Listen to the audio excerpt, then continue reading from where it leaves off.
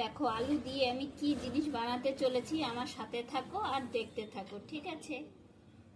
প্রতিদিন তো একই খাওয়ার ভালো লাগে না। দেখো আমি কি বানাচ্ছি। নিলাম একটা পেঁয়াজ, মিডিয়াম সাইজের পেঁয়াজটা আমি এইভাবে কেটে নিয়ে নিলাম দুটো শুকনো লঙ্কা। আলুটা আমার সিদ্ধ হয়ে গেছে। আমি প্যান বসিয়ে নিয়েছি, প্যানের ভিতরে দিয়ে দিচ্ছি আমি সরিষার তেল।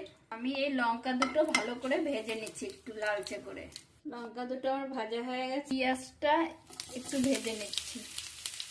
এবার যে আলুটা সিদ্ধ করেছি ওটা আমি মাখিয়ে নেবো। প্রথমে লঙ্কাটা গুঁড়ো করে নিচ্ছি সুন্দর করে। এটা মিক্সড করা হয়ে গেল। এবার গাছ থেকে নিয়ে আসলাম আমার টাটকা টাটকা কারি পাতা, এই পেঁয়াজের ভিতরে দিয়ে দিচ্ছি।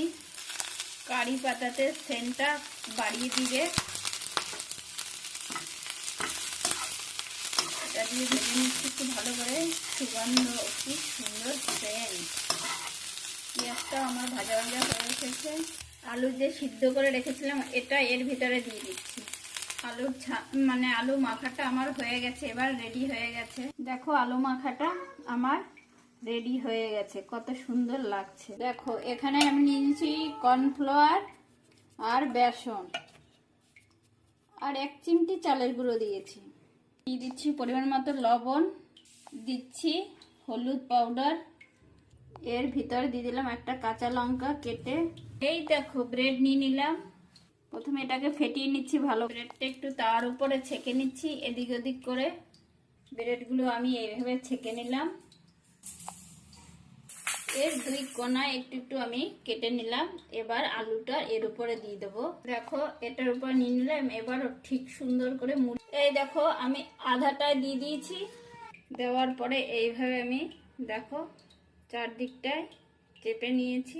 কড়াইয়ে দিয়ে দিলাম সাদা তেল, যার যেটা ইচ্ছা করতে পারো, ঠিক আছে? এবার আমি এটাকে যে বেসনের ব্যাটারটা বানিয়েছি ওর মধ্যে ভালো করে নেব। এবার তেলে দিচ্ছি। দেখো কত সুন্দর হয়েছে। ডেলি এক এক রকমের রেসিপি খেতে কার না ভালো লাগে, আর পেতে বা কার না ভালো লাগে রেসিপি। এটা খেতেও যেমন দুর্দান্ত হবে টেস্ট। দেখো এই দেখো এত সুন্দর হয়েছে, দুর্দান্ত দুর্দান্ত। একবার খেলে সবাই বারবার খেতে চাইবে, ঠিক আছে? এই রকম রেসিপি পেতে চাইলে আমাকে সাবস্ক্রাইব করো, শেয়ার করে দাও, ঠিক আছে? তোমরা ভালো থেকো।